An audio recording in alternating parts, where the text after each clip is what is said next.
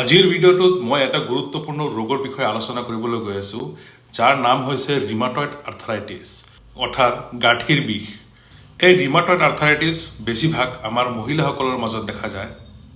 আজিকালি 30 বছৰৰ পৰা আৰম্ভ কৰি 50 বছৰৰ ভিতৰত যিবিলাক মহিলা আছে সেইবোৰ মহিলাৰ মাজত এই ৰোগটো বেছিকৈ হোৱা দেখা যায় বা কেতিয়াবা বংশগত কাৰণতো এই ৰোগটো হ'ব পাৰে।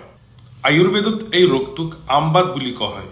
বাৰু আমবাত বা ৰিমাটয়েড আৰ্থৰাইটিছ হোৱাৰ মুখ্য কাৰণসমূহনো কি?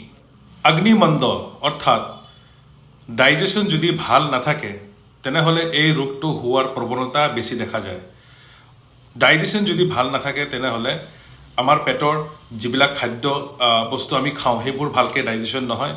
ইয়াৰ পিছত আকৌ যেতিয়া খাওঁ তেতিয়া এই আগৰ যিবিলাক খোৱা বস্তু আমাৰ পেটত আছিলে সেইবোৰ ভালকৈ হজম নহয়, মানে তাতে থাকিয়ে যায় আৰু লাষ্টত সেই খাদ্য সামগ্ৰীখিনিয়ে কি কৰে টক্সিনলৈ ৰূপান্তৰিত হয় আৰু এই টক্সিনসমূহ লাহে লাহে গোটেই শৰীৰত সঞ্চয় হ'বলৈ ধৰে আৰু বেছিভাগ দেখা যায় এই টক্সিনসমূহ আমাৰ গাঁঠিবিলাকত যাই পেলাই সঞ্চয় হয় আৰু তাৰে পৰা এই ৰিমাটয়েড আৰ্থৰাইটিছ অৰ্থাৎ আমবাতৰ সৃষ্টি কৰে।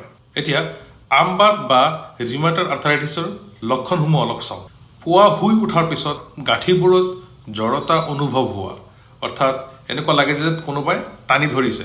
গাঁঠিবোৰৰ বিষ হোৱা, ইয়াৰ পিছত গাঁঠিবোৰ ফুলি যোৱা, অলপ কাম কৰিলে ক্লান্ত অনুভৱ হোৱা আৰু দীৰ্ঘদিন যদি এই বেমাৰটো থাকে ভৰি বা হাত বা ভৰিৰ আঙুলিবোৰ বেকা হৈ যোৱা। গতিকে আমবাত বা ৰিমাটয়েড আৰ্থৰাইটিছৰ চিকিৎসা সময়মতে হোৱাটো অতিকৈ জৰুৰী। আমবাত বা ৰিমাটয়েড আৰ্থৰাইটিছক কেনেকৈ আমি আয়ুৰ্বেদৰ দ্বাৰা নিৰ্মূল কৰোঁ? প্ৰথমতে শৰীৰত যিখিনি টক্সিন জমা হৈ আছে সেইখিনি আমি উলিয়াই দিওঁ। তাৰপিছত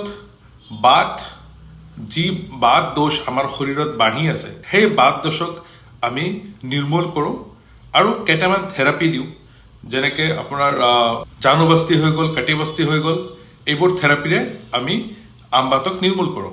ইয়াৰ লগতেও কেইটামান মেডিচিনছ আমি কণ্টিনিউ কৰোঁ যাতে আমবাত আৰু কেতিয়াও নহয় বা ইয়াৰ প্ৰভাৱ যাতে কেতিয়াও আৰু শৰীৰত দেখা নাপায়।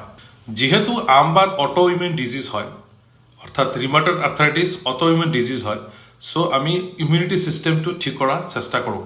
এতিয়া এই বেমাৰ যদি আপোনালোকৰ হৈ থাকে তেনেহ'লে আপোনালোকে কি কৰিব? চাওক, সদায় গৰম বস্তু খোৱাৰ অভ্যাসটো কৰক। গৰম পানী হৈ গ'ল, ভাতৰ পৰা আৰম্ভ কৰি চব বস্তু গৰম খাব। ফ্ৰিজত থোৱা যিবিলাক বস্তু আছে সেইবিলাক নাখাব। বাহি যিবিলাক বস্তু আছে সেইবিলাক নাখাব। ফাষ্ট ফুড, কোল্ড ড্ৰিংকছ এইবিলাক এভইড কৰিবলৈ চেষ্টা কৰিব। নিয়মিতভাৱে যোগা নহ'লে ব্যায়াম কৰিবলৈ চেষ্টা কৰিব আৰু দীৰ্ঘ সময় ঠাণ্ডাত বা ঠাণ্ডা পানীত নাথাকিব। যদি আপোনাৰ পৰিয়ালৰ কোনোবাই এই ৰোগত ভুগি আছে তেন্তে চিকিৎসকৰ পৰামৰ্শ লওক আৰু ইয়াক নিৰ্মূল কৰিবলৈ চেষ্টা কৰক। ধন্যবাদ। স্বাস্থ্যৱান হওক আৰু সুখী হওক।